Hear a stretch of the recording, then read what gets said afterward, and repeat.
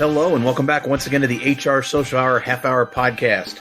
This is episode 199. Woo! John and Wendy ask us anything again. I'm your host, John.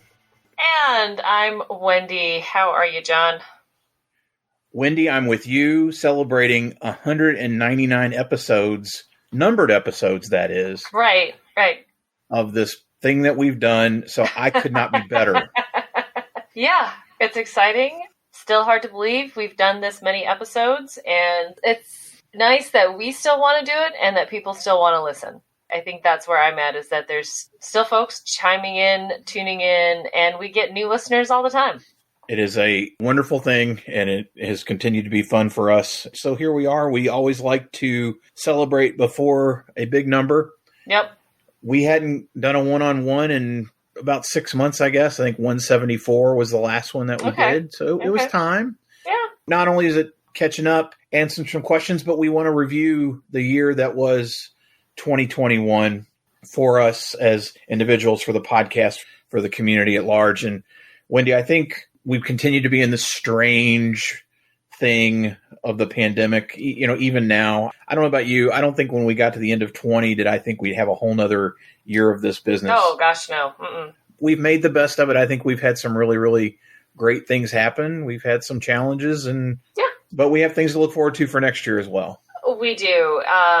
This is where we'll start putting stuff out to the universe and let the universe provide as it has. But yeah, it was 21 was not what we expected, not what we planned for. We were hoping for some in-person stuff. Didn't happen. Here's hoping 22 brings some in-person events, get-togethers, all of that. But we did keep plenty busy. It's not like we were coasting. That is the truth. Well beyond the shows, well beyond our jobs. We wanted to talk briefly about kind of what we did individually. And I'll start with thanking Paycor for the opportunity to do the Ask the Expert series. I'm still not sure who the expert is, but I have so much fun working with that entire team and enjoy having those conversations with people in the manufacturing and construction industry about what we're dealing with. So those have been tremendous fun to do this year. Great to reconnect with Jason Troy and do HR Now. And I do that because it had an exclamation point in the conference title. It was a lot of fun to catch up again with Jason and talk about all these things that have been going on during COVID with that group. I don't want to say it was the capper, but it was certainly the most unique event. Yeah. And I will continue to talk about it and tell everybody that wants to hear about it. JobCon 2021, hands down, Wendy, still the craziest thing I've ever done. Insane. For those of you that are not aware, I spoke at a virtual reality job fair. And that's not a webinar like virtual, like, oh, it's a virtual event. No, folks. Virtual reality in an environment where I had an avatar. It was incredibly educational. It had some real unique challenges, especially to learn how to operate in the space. But I'm going to tell you, Wendy, insane. I told them I'd do it again. It was some of the most fun I've ever had. And again, I can say I spoke at a virtual reality conference with an avatar. Just in case anybody wants to know, no photography, no pictures, no video, no nothing of me in the Oculus with the joysticks and everything else. That would have been in my living room doing my thing. My mind. Perfection in my mind. I don't know how you expect me to top any of that. No, but you had a great year. You had a lot of good things going. Did a great year. A few things that I wanted to mention. I did a recruitee masterclass on recruitment, onboarding, getting folks in the door, taking care of some of those black holes that are in everybody's selection process. That was a lot of fun. Put together a workbook with them and did 2 hours with folks from around the world. That was a whole lot of fun. I appreciate Recruitee for inviting me. And then I did a similar session with our friend Vadim and ERE Digital in the spring. So that was a lot of fun as well. And then had one in-person event. I did go to the South Dakota State SHRM Conference, did a similar presentation. I enjoyed putting this one together, and I would do it again in a heartbeat. It took some time, but we did have an opportunity to do something together, yes, which was did. Great. We do want to thank Carolyn Vernon and the folks at NQ for inviting us over to talk. Yeah. Great resignation, reset, improvement, fill in the blank. Right. All the different things we've called it. It was great to have those conversations with you and with that group. We also did a couple really fun podcasts that, as this show comes out in late December, those shows have just dropped recently. The first one being with Chris Taylor over at Oven Ready in the UK. That was awesome. People, I keep telling you, we know really amazing people, and Oven Ready, the content is so great, and it's not just UK based. Please give him a listen. And then we did what I would consider the least HR conversation podcast we've ever done.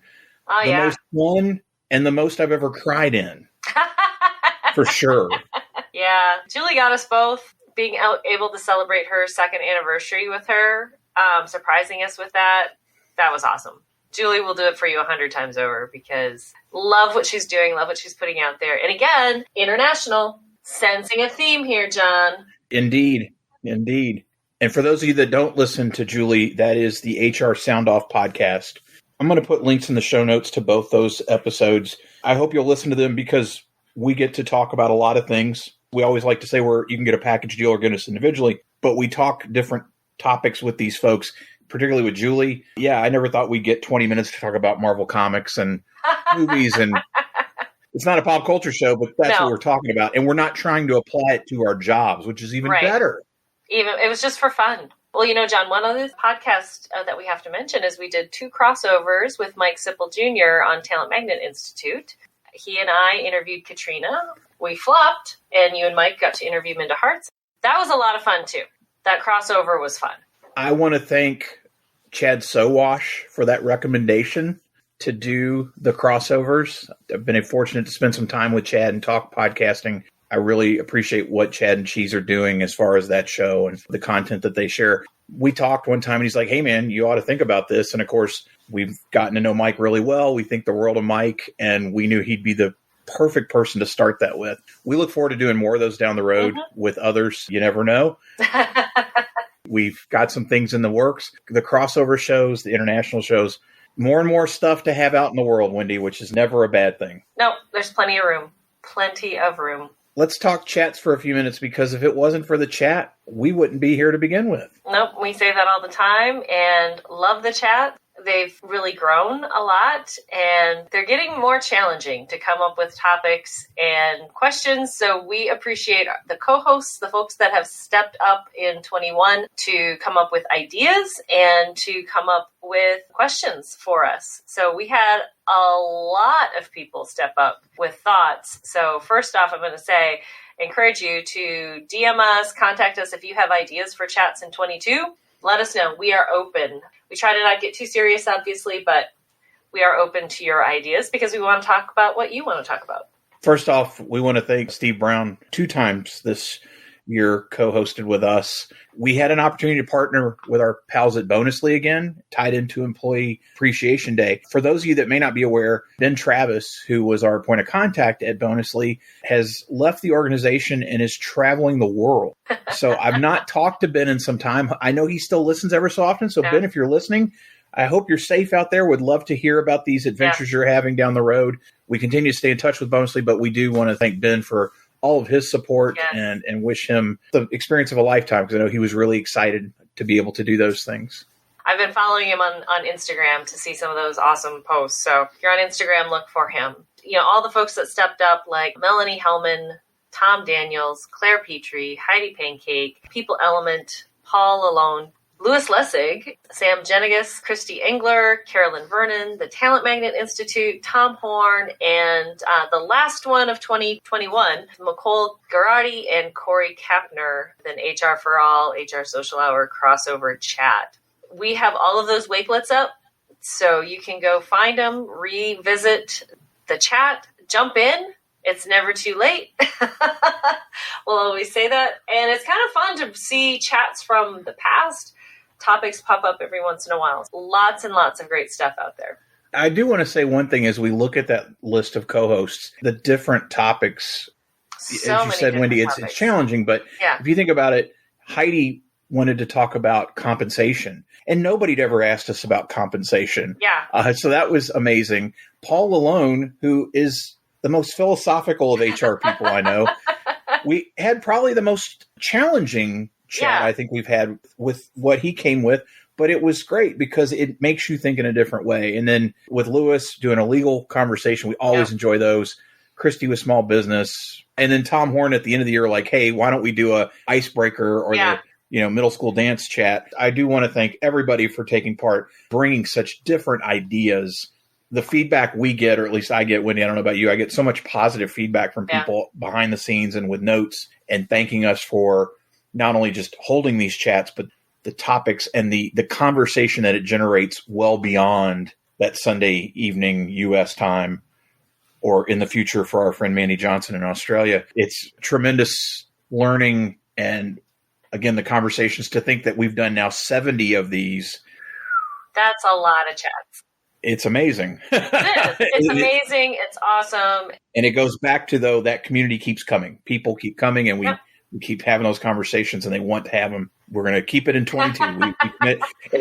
And we'll say this. I can remember when I approached you and said, hey, why don't we double up? I could see it in your face because we were using video by that point. I know you were thinking, what is this guy? He's crazy. I did, because I was like, that's a lot of chats. That's a lot of questions for us to come up with. That's a lot of Sunday nights that we've given up, or at least part of the evening for the chat. But with that third chair, with inviting a co-host, it has made it much better. I have to admit, I still do the chat from my phone. That is where I'm most comfortable on. I'm amazed. I couldn't do it. The downside is, though, when Twitter decides to act up, and there was one chat where it would not refresh for me. I could not find the chat. I couldn't get on it. I'm texting John going, I don't know what's happening.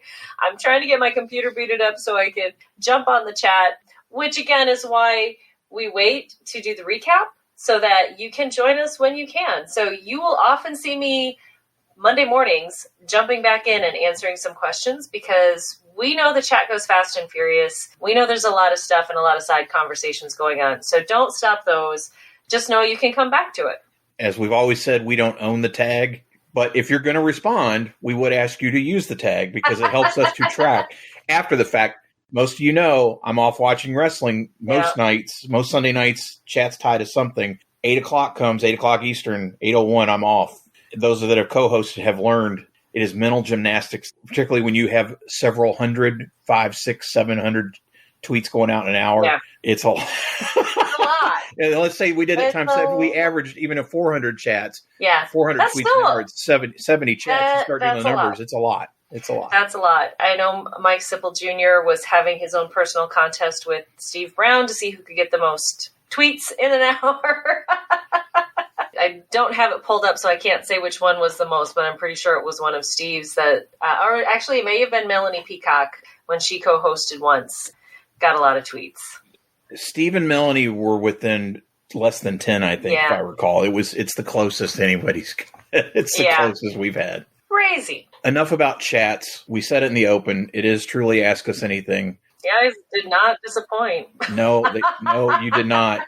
We do want to say a couple things up front. We did not answer every question from every person. Some of the questions we combined. If you ask several questions and we felt like we could put it into something and package it a little tighter, it helps with our flow. If your question is not read verbatim, do not be offended. We wanted to make it a little easier for us. Without further ado, Wendy, we're going to start with Christopher McQuaid. Awesome. Who said, how can we attract and retain employees right now? And are flexible work hours a way to do that? Well, answering the second question, or second half first, yes.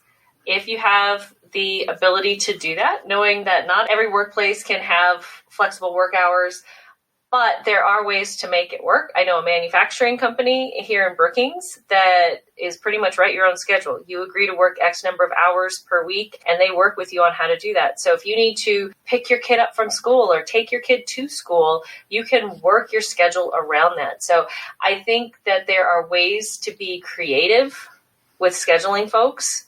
I think that's one cool thing that's come from the pandemic is people are thinking about that differently. And so having said that, what a great way to attract and retain your employees by making the work hours work for them and understanding that work-life balance, work-life integration, whatever you want to call it, people have lives outside of the office and we can't shut it off when you close the door walking in.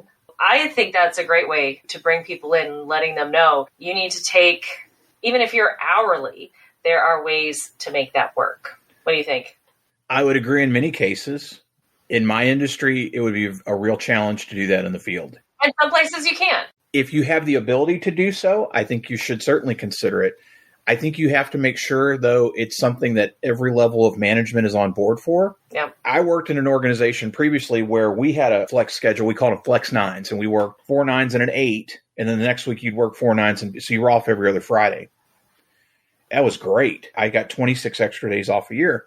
It was great, and people really liked it. But there were certain people in leadership that didn't. And when those people got to a certain level, they started removing that. And all of a sudden you couldn't do flex nines. And that upset a lot of people. If you've done it, and I did it for several years, I was there 8 or 9 years, and I probably did it for 6 or 7. And all of a sudden, if you're doing it for years and years and years and you pull that, well, why? If I'm being productive, the work is getting done, why does it not work that way? You want to make sure you have buy-in and you got everybody on board. In terms of that attraction and retaining, make sure that whatever it is you're selling to a candidate, you're delivering it when you do it. Yeah. Right now, particularly if you are simply just throwing spaghetti at the wall, it's not going to work. No. And you're going to have higher turnover and a lot more pain. And that's not just for recruiters, it's for everybody. We obviously have a different perspective because so much of what we do is on that front end, but all the pieces and parts. Think about from the back end when you have to set up payroll and you have to do all these things, and then people work a week and quit. It sucks. As you're working on those plans, really consider you want to be telling the story as accurately as you can, warts and all. You can find ways to spin it to be more positive, but don't sell something you're not. Just don't. That's what gets you in trouble every time. If you're going to tell somebody you're going to do something, do it. I cannot tell you how much trouble people get in. Wendy, if I talk up training to you and keep telling you I'm going to send you to training, we're going to do training. I had a really interesting conversation with a friend of mine who went to a new job, been in sales for a long time in his career, but he went to sell something he had not sold before. And he was told, you've got the sales skills, the people skills. We're going to teach you the technical piece. He's been there a year, and you want to know how much time they spent with him teaching the technical? 0. Maybe 10 minutes. He had a meeting with some higher level people where they started laying out stuff, and he raised his hand. He said, I was told I was going to be taught this, and this is what I don't understand here. Don't do that. Don't do that, because guess what? Great salespeople can go find something else. They can go sell another widget somewhere else because you didn't teach them about the widgets they're trying to sell. Well, and I think that's key for every position right now. Absolutely. I don't like what I'm doing here. I can go work at McDonald's and make $16, $17 an hour and not have the same headache that I might have in a different job. So, people are willing to walk. You need to be clear, and you need to say what you mean and mean what you say, because they'll find out and they'll be gone. It's going to continue to be an interesting puzzle to put together, recognizing that we're only talking about pieces and parts of what we know. We know every industry has its own challenges, but you know what? What we always hear from everybody we talk to at the end of the day, it's pretty much the same stuff. Oh, yeah. And that is overselling, under-delivering. To your point earlier, if you're able to offer those flex schedules, offer them. Make sure everybody agrees with them and that people don't down them. Because again, if you get a situation like I had where we had upper-level management that didn't like it and was very clear about it, that's not a good signal. If you hold that opinion, keep it to yourself. And I think the other thing, too, if you can and choose not to, and this would go for flex scheduling, this would go for remote work, this would go for any of those new things, and you don't want to, that's fine. But I think you need to have a better explanation for staff than we just don't want to do it, or the buzzwords that we're seeing, collaboration or whatever is better. Have a good, solid reason for saying you have to be here between these hours on these days, or you have to be in an office to do the work. For me, if you told me I had to you have to come into the office, I'm like, I'm going to drive 45 minutes to go sit on Skype calls. That doesn't make any sense. Make it make sense. Walt Sellers has our next question. How has the role of HR changed through the pandemic? I want to thank Walt for submitting a question. I believe he is one of the students that Gene Hobbs had take part in the chats. He had tagged his question with the tag for that class. Walt, I hope you'll go back and listen to some of our other podcasts with people throughout this pandemic. I think the role has changed in many ways according to who you are and what you were doing already. In my case, I did a lot more when it came to the health side of things, compliance piece and following state rules and putting together plans and processes and podcasts about hand sanitizer, things that I didn't necessarily think I'd ever be doing. In many cases, it became more about that piece. A lot of companies don't think about safety. If you work in an office, 10-foot ceilings, air conditioned, you don't really think about things necessarily sometimes. And so you had to, with this little nasty thing that was floating around and making people ill in a way we hadn't seen. The work from home and the flexible scheduling and all these creative ways that people have come up with to get work done, it definitely affected, sometimes negatively, because you saw an uptick in bad behavior that peers of ours had to address. Yeah. Everybody's roles changed. It wasn't just HR. You think about all the work IT people had to do in accounting and all, everybody was affected, sometimes for the better, sometimes for the not so great things. It's definitely changed, and I don't see it changing back. I think some of the things that we were able to institute and start doing, I'd like to see us continue to do. I think it's so dependent on role, industry, how many people, how it affected me, Wendy, is very different than how it affected you as a practitioner. Yeah, exactly. But it certainly affected the industry. As much negative as came out of it, a lot more. I believe there's more positive in the long run we'll have. I would agree with that. I think the day-to-day of my job did not change. If anything, we got busier in talent acquisition for healthcare. We did not, we moved people around. We slowed a few positions down, but most of our positions stayed open. And we have record number of requisition openings right now. Like you said, depending on the industry, the biggest thing for us is where we did work. That was probably the biggest change. But otherwise, no. Like you said, I've seen the smaller organizations, their focus has changed a lot. One thing I've seen too, and that I hope continues, is we're a little more people focused than process focused. Now that was starting way before the pandemic, but I do still hope that focus stays. If we focus more on the people, I think a lot of the bad stuff that we deal with will grow dimmer. We are working with people, so it's never going to go away completely. Mike Sipple Jr. asks, in the past year, we've all confronted challenging and emotional realizations and truths. Realizations that we know need to change for a better, more loving world. What is the greatest realization you had that you hope changes for the better for all and never reverts? Work-life balance is a lie, and you can't leave your home life at the door. We have to allow our employees and our coworkers and our people to be full humans and understand that things come up and things happen, have some flexibility and grace in all of that. I love to see all the grace that's been given over the past few years, and I hope that continues. Now, it's not a free-for-all. I'm not saying you just let everything go nuts, but the more grace and the more flexibility you give to your employees, they will give it back tenfold, because the company will always win on that. But if you're giving me the flexibility to take my kids to work, or take my kids to school, or leave early so I can go see an event or go pick them up or do something like that, I'm going to pay you back 100-fold in the work that I do. And most people are going to do that same thing. We always have. And I think now employers are realizing that. That's mine. I think, and I realized it more last year when we were doing a lot of stuff for the community with the every Sunday night for many, many months. I think the realization for me was that community, we've always thought it was important, but I think we learned just how important it was. Yeah. That many of our peers are departments of one or work in really small organizations, and the challenges they have were astronomically different from ours. Going back to Walt's question, HR changed so much for those people that had new laws that put in and monies that budgets and things that were instituted. I think just being there for your peers, being that listening ear, just became that much more important. And putting your arm around somebody and telling them that you're there. I can't necessarily give you all the answers, but you're not in this alone.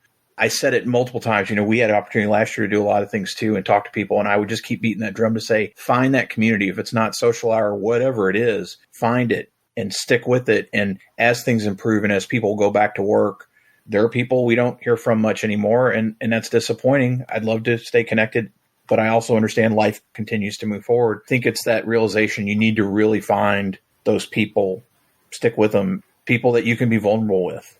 Yep. That's been one of the greatest realizations I've come to over the last bit of time. Terry Milford, was there a pivotal moment or event that confirmed your decision to make a career in human resources? No. But I do remember when it clicked for me that I was probably going to do well as a recruiter, or pretty well. I'd been recruiting for maybe, I don't know, at that point, 9 or 10 months, not real long. I started out in temp ops, and I was light industrial and staffing over into accounting placements. I was working for an agency here in Richmond, and I helped a young person right out of college get a job with one of the big banks in town. And I helped them with their resume, and I did several things. They got the job. They went there full time. And I don't know, like a month later, I get this phone call. This lady's on the phone, and she introduced herself. She said, I met this person on a plane, and I told them I was moving to Richmond. And they said, you got to talk to this guy because he helped me with my resume. He helped me with my interview. He helped me get my first job at this big bank. That was my first referral, Wendy. I thought that was pretty damn amazing. And I ended up placing her somewhere. I don't know if that was pivotal, but it made me realize that, hey, I think I kind of know what I'm doing. We all know I didn't plan to do this. Nope. It's a great question, and I appreciate Terry asking, but I can't think about, I don't have one where I said, oh, I know this is what I was going to do the rest of my life. But I did realize when that moment came that I got that call, and it was, hey, so-and-so told me to call you because you helped them. That's when I was like, okay, maybe I do kind of understand this recruiting world. My answer is also no. You know, like you said, this was not where I was expecting to end up. This is not what I was doing. And I don't really have a moment that stands out. But I do remember when I first started getting active in the Next chats and realized that, hey, I do kind of know what I'm talking about. People are listening and responding to me like I do know what I'm talking about. And I didn't work for some great people who didn't really build me up in that way. And knowing that I knew what I was talking about told me to stay. The other pivotal piece was probably right around, I don't remember the numbers. So when I knew that podcasting was going to be an option for longer term than expected, was we had Greg Hawkes and Tim Sackett, and I think we interviewed him in the same night. We hit a pretty big number, and you had to bleep me out when you said the episode number.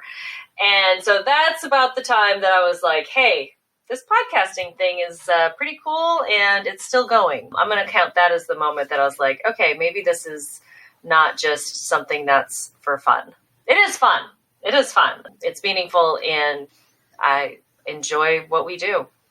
I'm going to give you space next week, just so we're clear. I may not even bleep it. We may put an adult sticker on this for the first time. Moving on, Mandy Wolf asks, what do you see as the most relevant issues facing the HR profession over the next 3 years? And not just because this is my bread and butter, but recruitment retention. I actually got to talk with our dear friend Laura from New York today, and she and I were talking about how we are finally seeing more and more organizations put focus on how important getting people in the right way the first time is, and that comes down to great recruitment, great onboarding, getting people in and through. I think that is going to continue to be relevant because I don't see this turning around as quickly as people might think it will, because that competition for the minimum wage, it'll slow down, but it's going to keep going up as long as we still have this shortage of workers. And John, as Generation X, we just didn't have enough babies. That's why there's not enough people to do the work. There's not enough kids out there graduating high school. So this is not an issue that's going to go away anytime soon. I think beyond the talent retention piece, for me, it's really looking at the knowledge retention. You know, we always heard the stories about people staying with jobs, or staying with a company their entire career. If you have 20 years of foundational knowledge and fundamental knowledge of not only your job, but of an organization, it's significantly different than somebody that's been there 2 or 3 years. Let's face it, we know that some more experienced seasoned workers have a hard time giving that foundational knowledge up for fear of losing their job or fear of, I don't want to be obsolete. We're not going to get into generational talk because Steve Brown's not going to throat punch me anytime soon.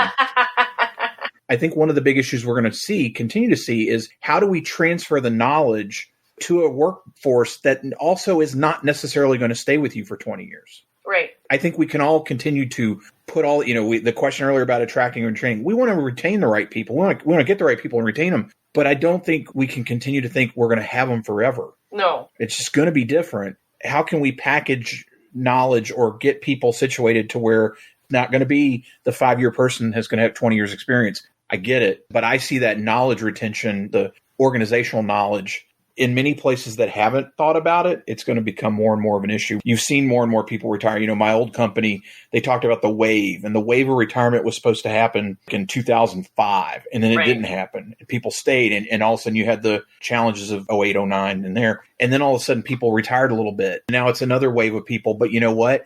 People weren't hiring, so you don't have those Gen Xers of that mid-career type. Right. You either got super experienced or people on the beginning end of their careers. These are self-inflicted wounds, unfortunately. That's all more I got to say about it.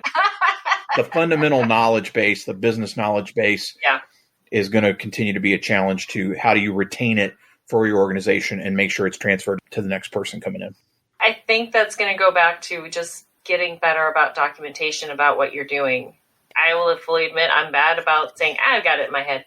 Well, I could win the lottery. Or you could get hit by a bus tomorrow. I don't want you to. Or you get hit by a bus. Absolutely. And all of that would be gone. Either way, I'm not coming back tomorrow. Amber Sauer submitted a couple of questions, so we'll take these back and forth. John, what will be the most important areas of HR innovation in 2022? We've been fortunate to talk to a lot of people about the recognition piece. I think that's going to continue to be part of that retention is how do you recognize people in different ways? And I think people are going to continue to try to be innovative in how they do that. We can always talk about tech and we can always talk about how people want it faster, faster, faster. But we also always hear about the human touch. I'm going to say you can't have both. To some extent, you've got to figure out how do you balance it. I think the recognition piece, the personalization of recognition, you can get so much out of it. You don't have to be super techie or even super innovative to do it. Just do it. And I think you'll be surprised at how it turns out. Now, I'm going to agree with that, even though I think my most important area is related to tech, but it's using it better, using it to create opportunities for human touch that don't currently exist. I'm on the front end, so that's where I think of it. And, we've got this big black hole in the selection process of you interview and then there's nothing. So how can we use tech to create opportunities to touch those potential employees more and faster in ways that don't feel manufactured or disingenuous? I think we can do it. I think the tech is there, but we have to turn on all the bells and whistles, folks. We can't just plug and play. You cannot just plug it and play it. Amber's next question is, what will be the biggest items HR sheds in 2022? I'm going to say it because, again, Laura and I were talking about it. HR egos. We have got to get rid of these HR egos on both sides. We spend too much time calling out the bad ones and thinking we're doing everything right when we're not. We all have our areas of mistake. And then we also have those that just continue to go down the way we've always done it. We need to shed those HR egos. None of us are perfect, and we're all just out here trying to be better. Let's just continue to build that community, crowdsource what you need, provide feedback, provide information. Don't just throw it out. That's where I'm going to go. I hadn't thought of it that way, and I think that's an excellent point. I think more practically or tactily, I'd say paper. The fact that we continue to do paper. Yeah, let's get rid of paper. Everybody has access to something, and if they don't, everybody's got something at work, a blanket statement. But for the most part, you have access to these pieces of equipment. And the fact we're still having people fill out paperwork, many of them don't write legibly. I'm terrible. My handwriting is terrible. So I'd hate to have somebody try to read it. If I can vouch for that. Yes. Yeah. I mean, I try to write handwritten notes. People, oh, it's so nice. I know you can hardly read it, but I try. I would love to see, going back to that point of using tech, let's use tech in those ways to streamline processes and procedures to be able to spend more time on the people side of it and the people touch. Use tech in the way that it's meant to be used. I'm working with some low-skill positions. How do we help them as well to maintain high touch with them? That's one of our challenges in 2022 and something I'm looking forward to working on. So people who don't have a cell phone, people who don't have those things, how do we help them? That's what I'm hoping for. Final question from Amber. How has your podcast changed over time? I think we could do an entire episode about that. The technology has changed. We've changed audio platforms at least 3 times. The length of the podcast has changed. As I've said before, I used to be very worried about being more than 30 minutes. And as people kept listening, I thought, oh, well, maybe if somebody does tell an interesting story, I don't have to chop it up so much. The audience has changed. The global expanse has changed. The scope of guests has changed. I don't know what hasn't, other than you and me and our tenants, kind of the 3 drivers of this show, me opening, us closing together. Everything else has changed. Everything else has changed, and I think we've done a good job of keeping up to date with what's happening and what's going on. We're not waiting around to see, oh, we're dying on the water, we've got to change something. So staying innovative, staying up to date with what else can we do, I think has helped that too. Kyle Cup submitted quite a few questions, which we appreciate, Kyle. Our show, we're not asking them all. Yes, that is true. The first one, though, what are the biggest misconceptions today about the employment relationship? Starting off with the hard ones. All right, fine, Kyle. I feel like we still have a lot of old school ideas about that employment relationship where it is more paternalistic. There's not a lot of give and take. I tell you what to do, you do it. You have no outside life. I'm paying for you to be here for these 8 hours. I think we still have some of that. And fortunately, I do believe it's dying. And we're seeing more innovative people first leaders coming out and speaking out about it. I'm going to go with the fact that we still have that paternalistic relationship of employee-employer. One of the things that I see that's frustrating is that there's an expectation that you should be everything to everyone. And I think that's on both sides. I think that's employee and employer both. Not everyone, of course. I think there are people that just have certain expectations, and that's not healthy. A job is a job is a job. To your point, we have lives. We have careers in this industry of human resources, but it's a job, people. And guess what? It's important to have gainful employment to take care of your family and your needs or whatever you have that you need to take care of. But at the end of the day, widgets are widgets are widgets. I really struggle with that sometimes, that there's that expectation that sometimes employers have of, again, we can't be all things to all people, nor should you be. As I've said multiple times, not everybody wants to or can work for a Google or an Apple or a .com of some type. You're in healthcare. I'm in construction. There's tech, but it's not campuses with barbershops and concierge services and air bikes and hoverboards and God knows what else people have that we haven't heard about. I really struggle with that idea, though, that people want to be, or that the employee thinks, well, they got to give it to me. Now, in those places where you're kind of considered a 24/7 operator, I get that. But boy, if your point earlier about the 8-hour deal, I would really like to see people get away from that notion. The loyalty and all that stuff, we've heard it before. Companies aren't loyal. No, well, guess what? If your management changes and you're not happy with new management, you probably aren't going to hang around. It's the people. It's not about the business. If you love making those widgets, you'll get over the boss. We know that doesn't happen. All right, John, hard question for you. Which do you like more, LinkedIn or Twitter? Twitter. I'm a Twitter gal too. I don't hate LinkedIn as much as you do, but you're also better at using it than I am. I don't hate anything, Wendy. I will say I don't hate it. LinkedIn has morphed over the years. All these platforms have morphed, but LinkedIn morphed particularly when they opened up LinkedIn Editor or whatever it was called to let anyone and everyone with a keyboard write. Ah, yes. And many people should not write. And I'll never forget, there was a jackass that wrote this thing about leadership and HR leadership, and it was one of the dumbest things I've ever read. And I'll just say it was dumb. But I wrote a very measured response because I have worked for HR leaders that grew up in HR, and I've worked for HR leaders that came out of operations and supply chain and IT. It's really about the person that leads and who they put around them to build their leadership team. That guy wasn't smart enough to understand that.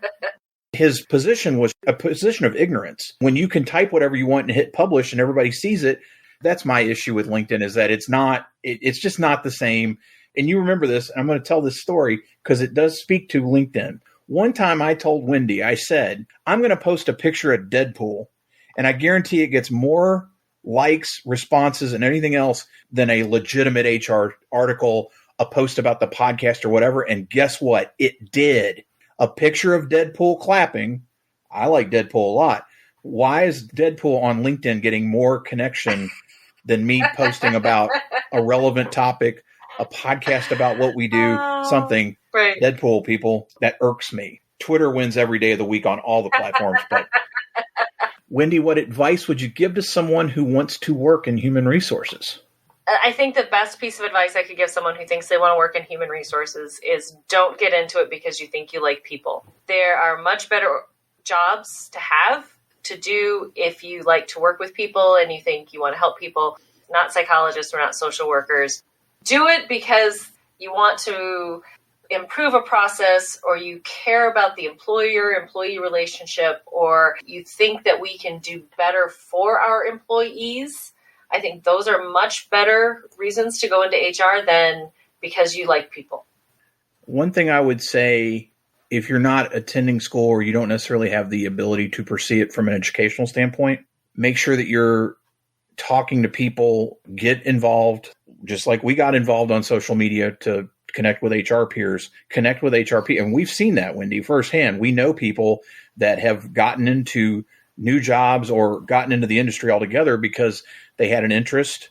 Maybe they had a little bit of education, but they connected with people. They made themselves available. They asked great questions. They were out there hoofing it. And I think there's something to be said for expressing that interest. And also, if you want to work in HR, make sure you learn the business of whatever it is you're going to go into. Don't just be compliance police. That is not going to get you very far anymore. It's not say it's not important to understand the laws. Please don't read it as that. But it is important to understand what widgets you're making or delivering or putting in people, whatever it is that you're doing. Understand that. It's a great place to be. Make sure that you've spent time to research it and talk to anybody and everybody you can talk to, and be purposeful about it. Don't just call me to talk. We both open up our calendars. We talk to people. There's purpose. Usually there's a purpose on our end, just to get to know people, but also to figure out what we want to do here. But on the flip side, if somebody wants to talk to me, if it's just to talk, if it's somebody I know, it's one thing. But if I've never really spoken to you, I'd like to make sure we have a reason for that 30 minutes we're going to spend together. Who would you want to write and direct a movie based on something you loved as a child? This one's super easy for me. It's Larry Hama, who was the writer on the G.I. Joe comic when I was a kid. He also wrote about 95% of the file cards that Hasbro put out for the G.I. Joe figures from 82 to 94. I have had the incredible great fortune over the last 10 years to be Mr. Hama's handler for, at least a half dozen comic book conventions. It is always an experience spending time with him. He served in Vietnam, where he pretty much lost his hearing, was an actor, was on MASH, was on Saturday Night Live, performed on Broadway, was in a rock band, wrote comic books. This guy, he's a Renaissance man. I never talked to him about G.I. Joe. I talk about everything else under the sun. Larry Hama writing and directing a G.I. Joe, a real American hero, which is why it'll never happen, because the G.I. Joe content that is put out there now is international because you're selling to the foreign market. You're not selling to the States. So that's super easy. And Larry actually appears in the latest Snake Eyes movie, which was terrible, but he does get he gets a great shot. It's a panning shot where if anybody has seen it, there's a scene in Tokyo in the rain, and there's an older gentleman with a clear umbrella walking down this alleyway, and that's Larry Hama in the movie of characters that he created out of his own mind. This is much harder for me because a lot of the stuff that I loved as a child has been done pretty well recently. I can remember watching Spider-Man and his Amazing Friends. Is it Amazing Friends? Yes. So maybe they need to bring in some of the Amazing Friends to the latest Spider-Man stuff. I don't know. I really couldn't come up with anything of who I would want to write and direct because I don't really have like a favorite director or a favorite writer either.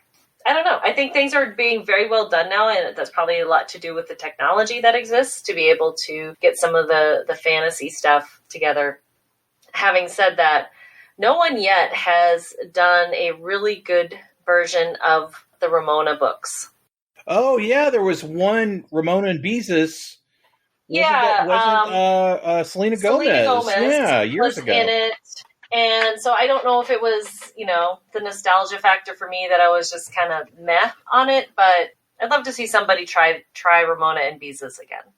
I don't know who, though. I don't know who. How about the best season of television?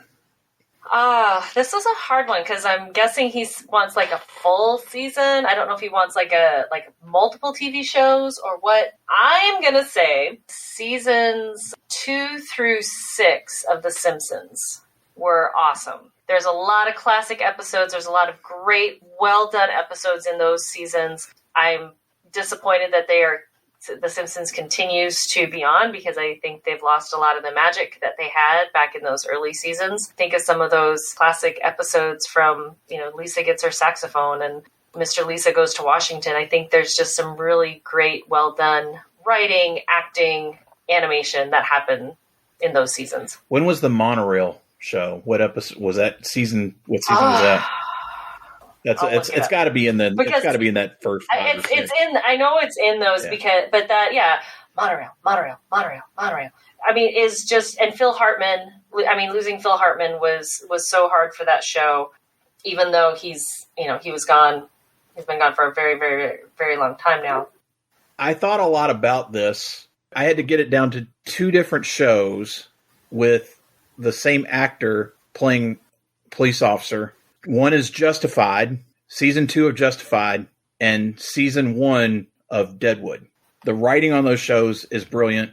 The storylines are unbelievable. For years, I never watched dramas, Wendy. I think you may know that. Right. But I didn't watch dramas for years and years and years. But Timothy Olyphant, first of all, the man is beautiful. But he knows how to play. And then when he was a space policeman in The Mandalorian, whoa! But anyway. That was a great episode. Yes, it was. That was a great episode. I think series, that first, I don't know if you've ever watched Justified, but that show, growing up in Kentucky, every once in a while you'll see a palm tree in the background, which knows you mean they didn't film it there. But the dialects, they get so much of that right. That show is amazing. So anyway, that first season of Justified, the second season of Justified, the pot growing family, and then the first season of Deadwood, because that show is Shakespeare. The writing on that show is with really bad words in it. And I still say that at some point when your illustrious local SHRM chapter has the conference at Deadwood, I'm coming, and I want somebody to call me those horrible names that works there. It's got to happen. It's got to happen.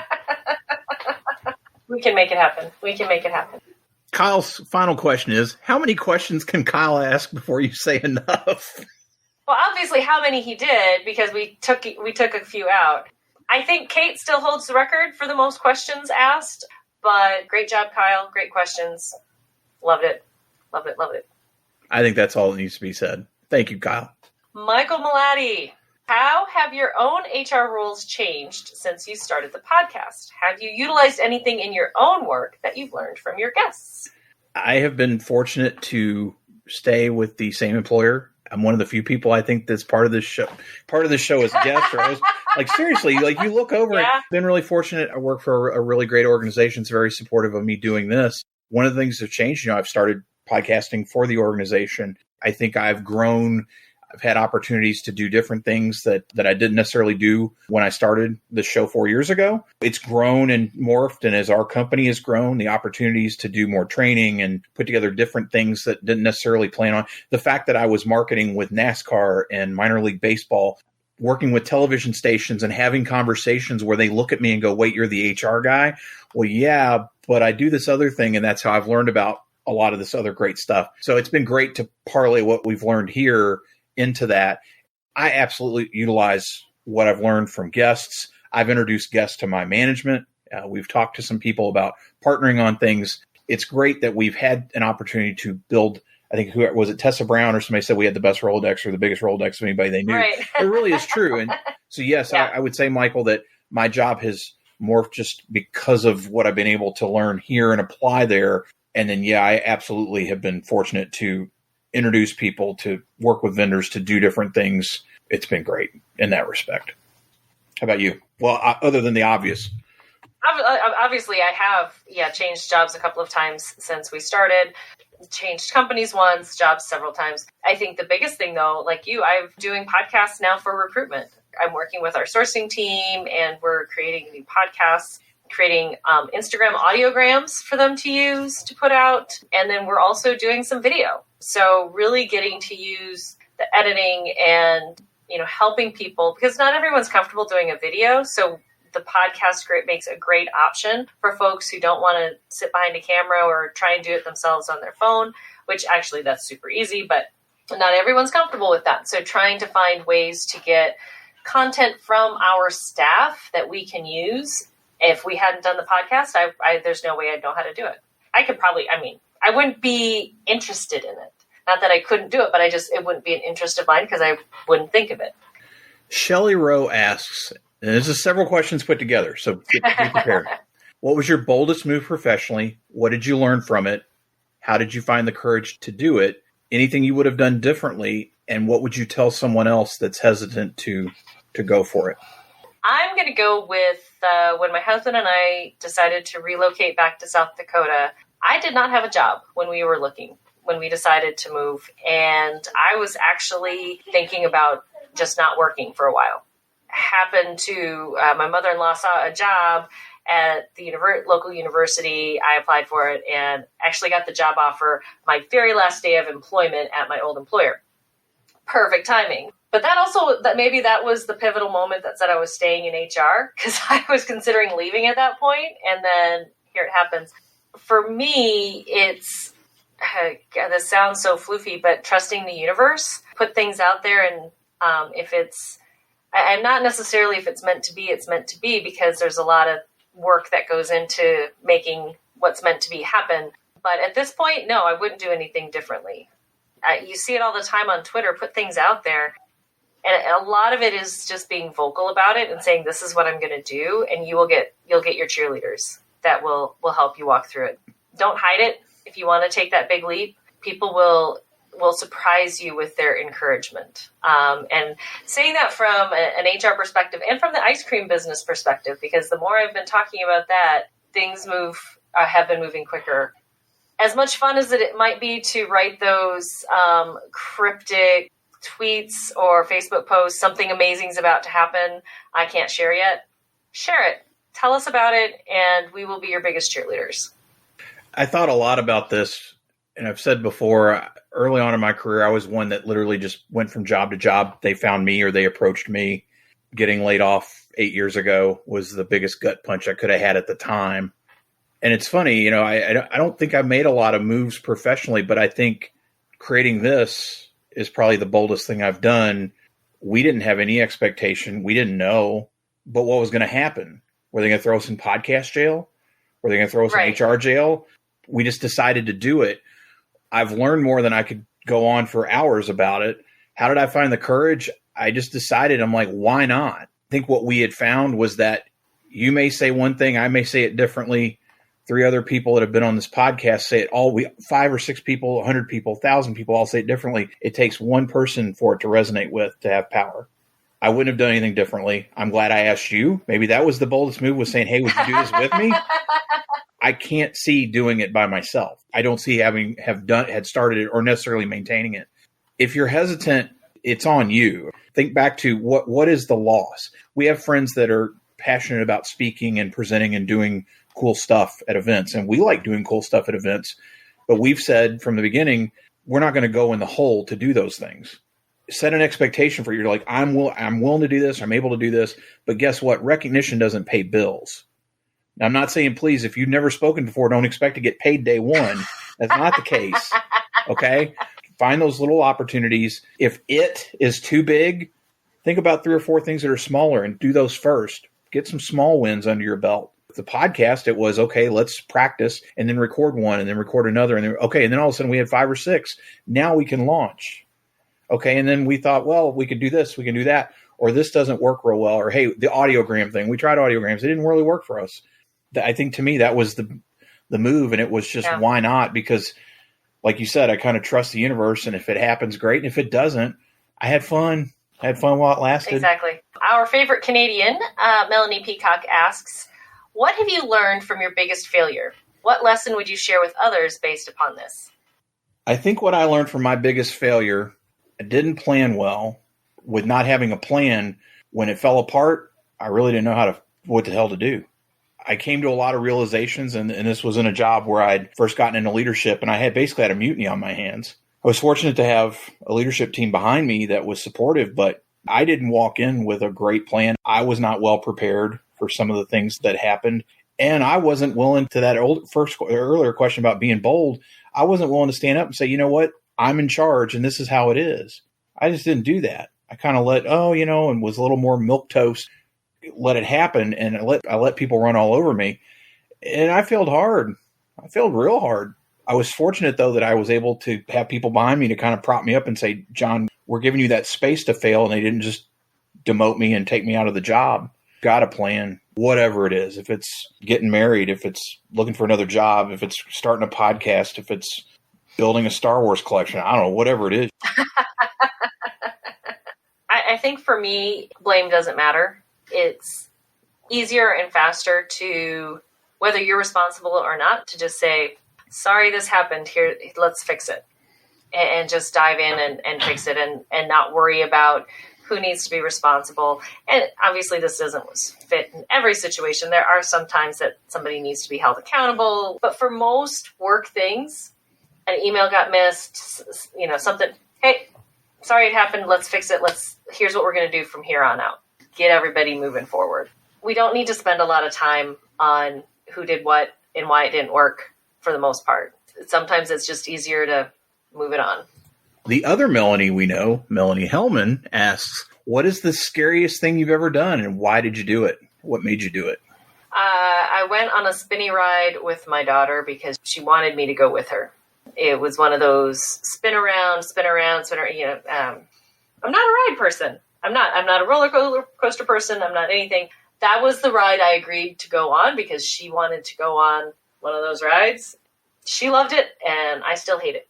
I have zero tolerance for roller coasters, and I worked at a theme park. Oof. And one of my jobs was to walk the tracks at the end of the day, literally walk up and down hills and through tunnels and all that stuff.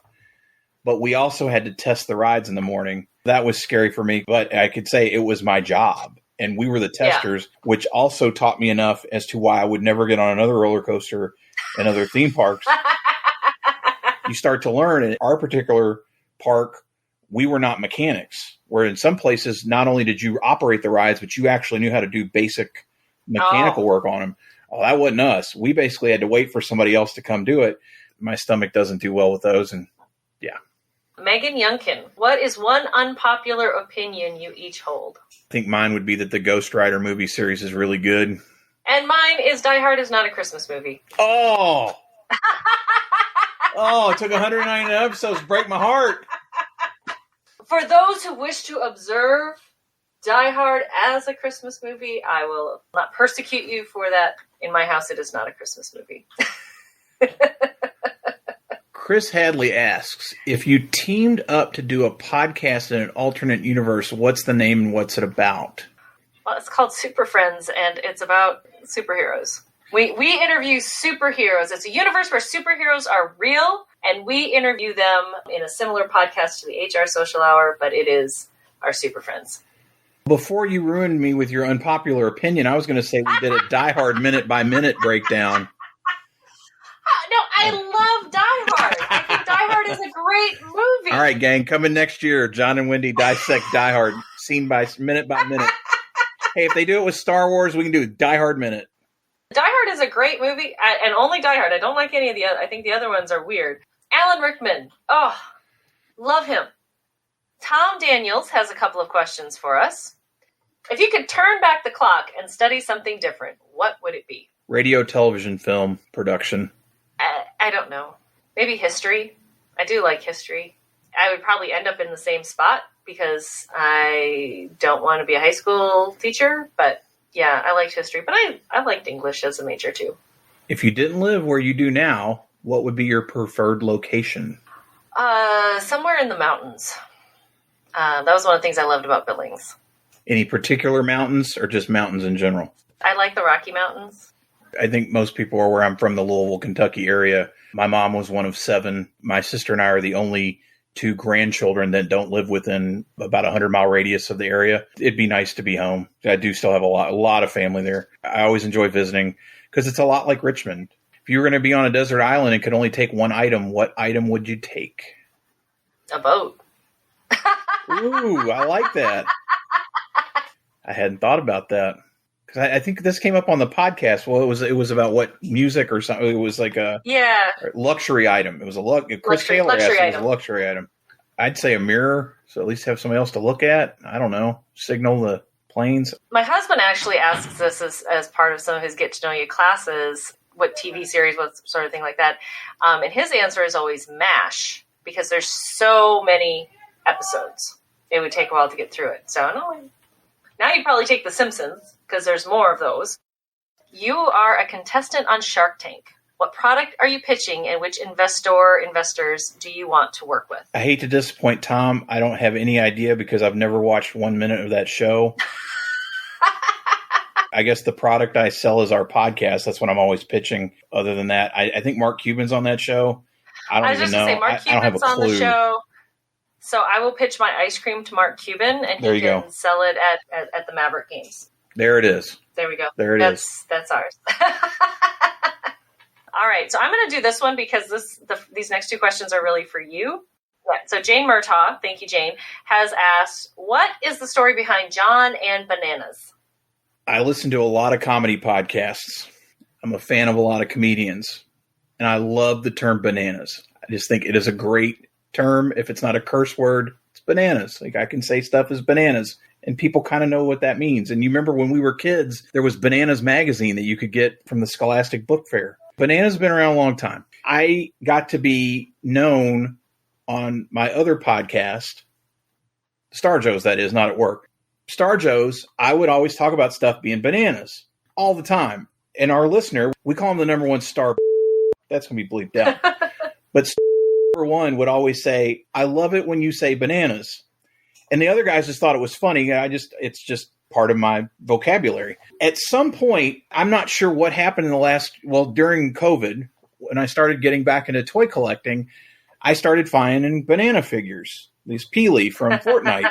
I've never played one beat of Fortnite. I couldn't tell you how it works. I know it's a fighting game, but I started buying Peely figures. The bananas things just grew and grew and grew. So then I was fortunate enough to be able to commission my friend Greg Schiegel to make the banana sticker, which is me basically looking like a Chiquita label. Thing is just my way of saying it's something crazy, funny, bananas, and it stuck.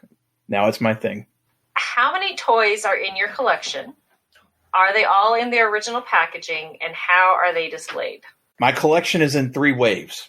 There is the collection I had as a kid from the 70s into the 80s, and those things are loose. Most of that stuff is boxed up in my attic.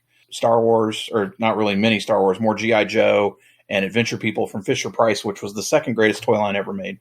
In the 90s, when I was dating my wife and I was in grad school, I got deep into NASCAR. I was really into racing, and I started buying die-cast. So I have all kinds of Dale Earnhardt memorabilia. I was a huge Dale Earnhardt Sr. fan, for those of you that know there were 2 at one time. Rest in peace, Dale. Really into that, so I have a pretty good-sized collection of die-cast that's boxed in tubs upstairs in my attic. 10 years ago, I started collecting comic book artwork, and that's all in sketchbooks and on pages, and Wendy even has some original artwork that I get from my friends for her, but I was collecting comic book artwork. Well, then the third wave of my toy collection started last year during COVID, when I stopped going to comic book conventions. I don't know what possessed me to do it, but I bought my first wrestling figure. It was somebody I liked. I thought he was funny, and I saw the figure, and I'm like, this is cool. Okay, yeah, well, that was a slippery slope. And then they announced G.I. Joe was coming back, and they brought back G.I. Joe in a 6-inch version, and then Star Wars, and then I can't tell you how many I have. It is obscene. The stuff is basically stacked on a shelf. I'm waiting for the point when I get one of my sons to move out so that I can then have my man cave for not just recording, but I will have all my stuff, and it will be figures, artwork, anything I have going on. Jane's last question is for Wendy. What is your favorite Girl Scout cookie? How many boxes have you sold in your lifetime on your own and then with your daughters? All right, so my favorite Girl Scout cookie is actually discontinued. It is called the Lemonade, and it is a crispy lemon cookie with a lemon frosting on it. They've made a poor substitute copy of it. I do love Thin Mints and peanut butter patties and all of those as well. And actually was very excited because I found like 3 boxes in the freezer a couple weeks ago. So yay, we still have cookies. I have no idea how many I sold when I was a Girl Scout. I lived in a very small town, so I don't think we sold very many. With my daughters, and as a Girl Scout leader, they get between 600 and 700 boxes of cookies sold each year, each of them. And then I actually have most of Jesse's troop, actually not most, all of Jesse's troop's cookies come through my house. And so we had... probably last year, I think it was almost $15,000 worth of cookies come through my house. And this year, our troop has doubled in size. We absorbed another troop in with ours, so we have 17 girls. Wow. I'm not looking forward to cookie season because there's going to be a lot of cookies in my house. It's fun. I love that my girls love Girl Scouts, so it's worth the effort. It's worth it. Mary Williams asks, what's the best, most meaningful, most cherished gift you have ever received? Okay. I'm going to try to tell this one and not get too emotional. My grandmother lived with us from the time I was born until she passed. I was 18, getting ready to hit 30 years that she's been gone. She died right before Christmas when I came home from college. My grandmother and I were thick as thieves. We did everything together. And it was funny, when I went off to college, I'd never heard this story until just this year. My mother told me that when I went off to school, she sat in her chair. She lived in our living room. We'd all watch TV in there, and then we'd all go upstairs, and she had her bed in the back of the living room, and she went to sleep on her bed. So when I went off to college, my grandmother sat in her chair and cried for 2 days. And I'd never heard that story. That was a bit much that I didn't expect. As a music major, I needed a new mouthpiece for my tuba. Before she passed, she had given my mother money for me to have one for Christmas. Oh. And I have it here. I keep it on my desk. It is, it's still hard to believe, that it's been that long. Who would ever thought that meant something? But she knew that I needed this thing. And it was at the time like $150, $175. And my grandmother never had money. She literally worked as a cook at the school and made $6 a day or something. I mean, my dad paid her for the first 2 years that she lived with us to take care of me. She said, I'd rather work for you and take care of the baby than work in the kitchen at school. She didn't have a lot of money. And so, she gave me almost $200 to buy this tuba mouthpiece that I used subsequently for the next 10 years. And it's just on my desk as a reminder of my background and what's important. And I think about her often. Aww, I appreciate Mary asking that question because that's a great story. There's probably a few things that would cause the same type of reaction for me. I think one of my favorites is when Maggie was in kindergarten and we were in Montana, the school PTA set up a Christmas shop for the kids to shop in. So the kids could bring money and pick out presents for their family, and they would help them wrap them and the whole bit. Maggie picked out a necklace for me. It's a reindeer. Every year at Christmas time, I wear that and remember how Maggie was so thoughtful when she picked out the gifts for us as a little 5-year-old going shopping on her own. I love it. Steve Brown had a question for each of us. So for you, Wendy, what superhero do you most identify with and why? Not who do you like the best, but who do you see yourself most like? I know this isn't a superhero, but I'm going to say Mary Jane from Spider-Man because she's just kind of thrown in. She's not the main character. She makes mistakes, but makes up for it and pushes Peter to be a better person.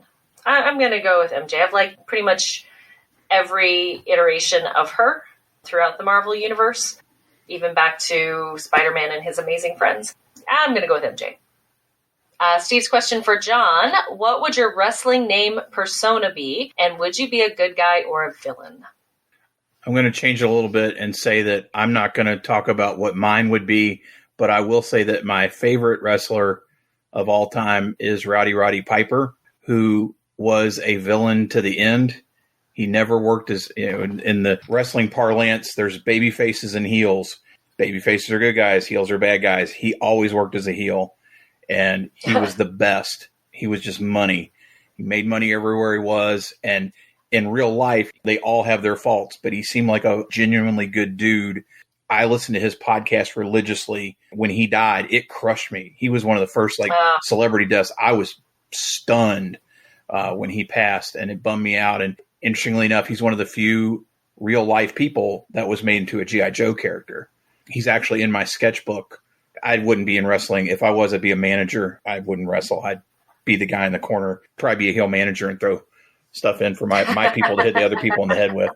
Well, our final question is also for you, John. Yes. From Tom Horn. Because I read this and I'm like, I don't know who these people are. So I'm going to, based on the GIF, I'm going to assume it's G.I. Joe. So, did Destro and Baroness have an inappropriate work relationship? Tom, this is the greatest question ever, but for time constraints, I'm going to say, no, they did not. Because technically they didn't work together. They're all part of a terrorist organization. It's not a real job. If you've survived this long, all the questions, we do appreciate everybody that submitted. Yes. And now, as always, it's time for the giveaway. So, Wendy, we got the wheel ready to go. Are you ready to spin it? All right, let's do it. Here we go.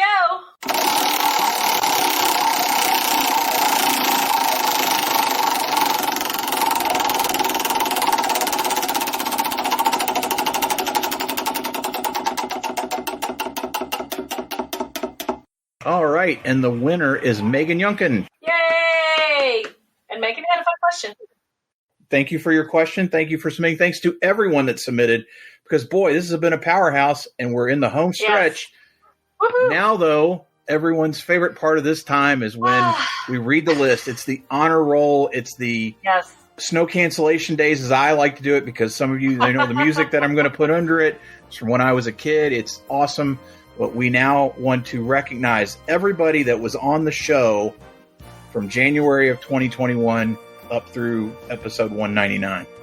Margaret Spence, Lori Rudiman, Dr. Stephen Cady, and Tom Daniels, Kirsten Greggs, Paula Harvey and Beth DeLima, John Hyman, Katie Lopez, Robin Schooling, Sharon Green, Talia Edmondson and Tamara Raspberry, Raphael Crawford Marks, Christina Minyard and Jasmine Wilkes, Kamara Tafalo, Josh Rock and Keith Enochs, Chris Taylor, Gary Turner, Amanda and Simon Cookson, Gary Cookson, Perry Timms, Megan Yunkin and Tom Horn, Greg Hawks, Gene Hobbs, Katrina Kiven, Jane Murtaugh, Sam Jenigiz, Michael Vandervoort and Kayla Mankeo, John Asted, Michael Mulady, Lorena Pabon, Chris Orozco, Chris Hadley, Rocky Howard, Sherry Brenton, Mandy Johnson, Tommy Diener, Mary Faulkner, Karen Michael, Jules Breslin, Lee Andries, Minda Hartz, John Baldino, Kyle Cupp, Deborah Isaacs Schaefer, Latanya Walker,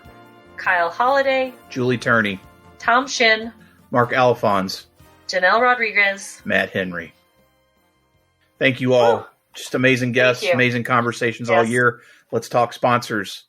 Because, boy, Wendy, that's been one of the amazing things in all this is the continued relationships we get to have there. Mm-hmm. We're going to start off with the first sponsor this year, our friends at Bowling Green State University. Humoriso was actually sponsored twice this year. We mentioned Bonusly briefly earlier. They did participate in the chats, and we appreciate them doing that. People Element. First international sponsor with Nikki and our friends over at Hula. And the OG, the original sponsor that started all of our sponsorship life, namely, is back. And twice this year. We mentioned Mike Sipple Jr. and the Talent Magnet Institute sponsored several chats, and then even a month this year. We appreciate them as always. And special thank you to Paycor, who is sponsoring next week's episode 200. Thank you, Paycor. We have been incredibly fortunate to continue to work with all these amazing people. Yes. We highly recommend if you have an opportunity to connect with them, find out about their products or whatever they have, do it because they've been really helpful to us and helpful to the community, and they want to help you. Hope you'll check them out. They're awesome. Every year, Wendy, we talk about who we want to thank. Who do you want to thank this year? Starting out with my family, my husband, my daughters, the dogs for being mostly quiet during recording. And to you, John. Thank you to you for bringing me along, inviting me along on this. This has been a fantastic ride. I want to thank my family. Many of you are aware it's been a really challenging year at the Thurman household. Appreciate all the support that they give for me to be able to do this. And Wendy, I thank you. Some of you are aware that earlier this year, I wasn't quite sure what we were going to do with the show. Through a lot of conversations and thoughts, we decided to make changes that we thought would make it what we wanted it to be and continue to be. And I thank you for being my sanity check in a lot of things. And I can't thank you enough for that. 2022 is coming. We will tell you that we have sponsors lined up. We're very excited about that for a big part of the year. So look forward to many things there. We have our first sets of interviews in line. Very excited about that.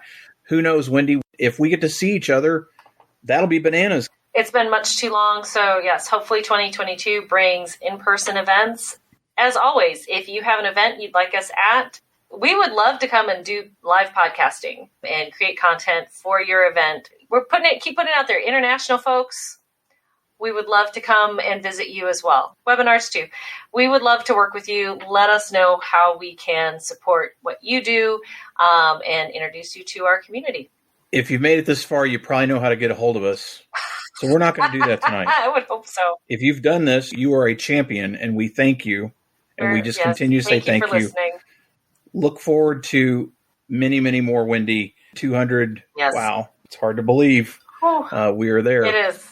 Thank you all for being here. Thank you for your questions. Thank you for everything and anything you do for us.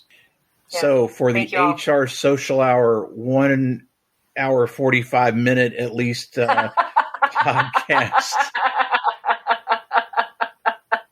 I'm your host, John. And I'm Wendy. And as always, be sure to connect, give back, and network. Take care, everybody. We'll see you soon.